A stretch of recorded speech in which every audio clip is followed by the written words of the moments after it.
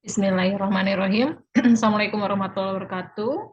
Perkenalkan, saya Ismi Aja Rahmawati. Hari ini saya akan memaparkan video pembelajaran siswa. Materi yang dibahas adalah tentang pemupukan tanaman buah.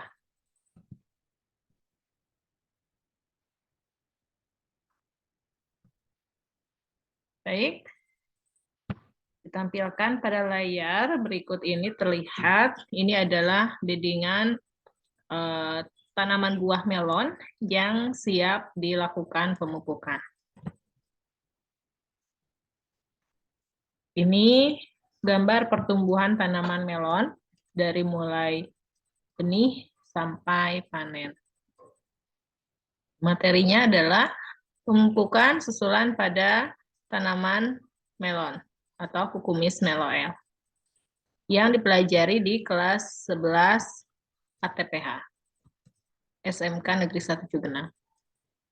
Berikut adalah kompetensi dasar yang harus dikuasai oleh siswa beserta dengan tujuan pembelajarannya. Kemudian, untuk materinya, yang pertama tentang pemupukan atau pupuk. Pupuk merupakan bahan yang diberikan ke dalam tanah untuk menaikkan atau menambah produksi tanaman ke dalam tanah. Jadi produksi tanaman buah melon itu bisa ditaikan kesuburannya dengan cara memberikan pupuk. Pemupukan tersebut atau penambahan bahan tersebut ke dalam tanah tujuannya untuk menyuburkan tanah sehingga daya serap nutrisi oleh tanaman bisa terserap dengan baik.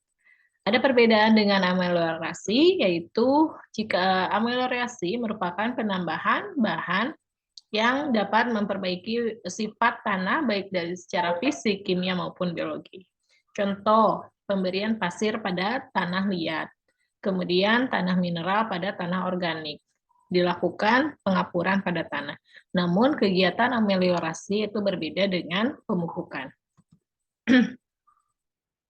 Adapun tujuan dari pemupukan sendiri, yang pertama itu untuk menyediakan unsur hara bagi tanaman, kemudian yang kedua untuk meningkatkan produktivitas tanah. Nah, alasan mengapa harus dipupuk, yang pertama seringkali kegiatan pemanenan yang diangkut keluar itu perlu digantikan dengan pemupukan. Nah, namun kalaupun tidak ada pemanenan, itu tidak perlu dipupuk karena bahan tanam yang ada digunakan sebagai hasil dan akan kembali ke dalam tanah. Adapun dasar pemupukan yang harus kita pahami, yang pertama adalah tanaman yang akan dipupuk, dalam hal ini tanaman buah melon, kedua jenis tanah, apakah dia gembur, ataukah dia liat, atau strukturnya remah, atau sebagainya. Yang ketiga, jenis pupuk yang digunakan. Yang keempat, takaran atau jumlah atau dosis pupuk yang diberikan. Yang kelima, waktu pemupukan. Dan 6, syarat pemupukan. Nah, ini adalah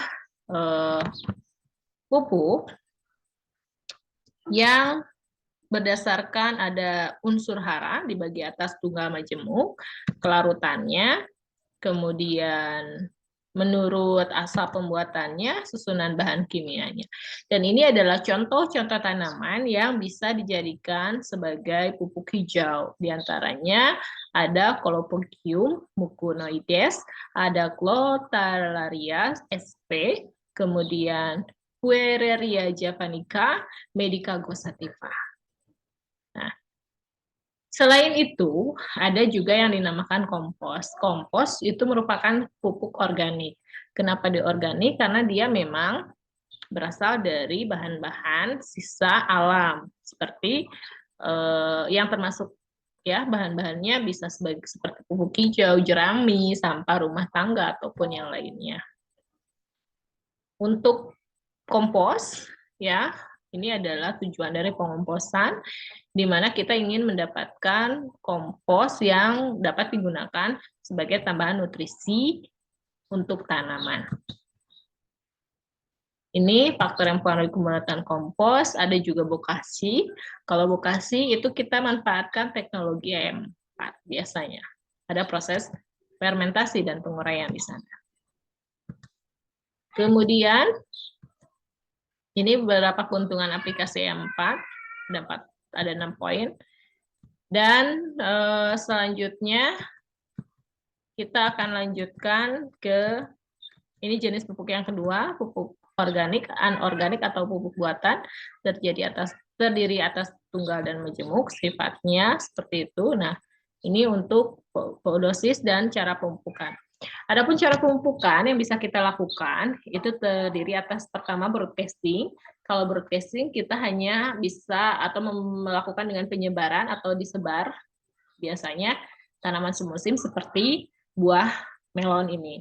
Kemudian kita bisa gunakan ring placement atau larikan. Ini biasanya untuk tanaman tahunan, dan spot placement atau dimasukkan ke dalam lubang-lubang tanamnya. Itu namanya spot placement. Ataupun foliar application atau sparing. Ya, spraying ini bisa lewat daun, dilarutkan pupuk ke dalam air, dan baru kita semprotkan atau spraying. Nah, ini adalah rumus untuk menghitung kebutuhan pupuk. Kebutuhan pupuk dihitung berdasarkan luas lahan dibagi jarak 10.000, kemudian dikalikan dengan dosis rekomendasi. Nah, luas lahannya itu harus dalam satuan meter, dan 10.000 itu konversi dari hektar are dalam meter persegi. Nah, ini contoh soal yang akan kita kerjakan sama-sama. Baik, anak-anak sekalian, silahkan dicatat dulu soalnya, nanti kita akan bahas bersama-sama. Berikut penjelasannya akan Ibu berikan secara luring atau secara langsung kepada siswa-siswi kelas 11 APPH. Demikian materi pemupukan yang dapat saya sampaikan. Terima kasih. Wabillahi taufiq wa hidayah. Assalamualaikum warahmatullahi wabarakatuh.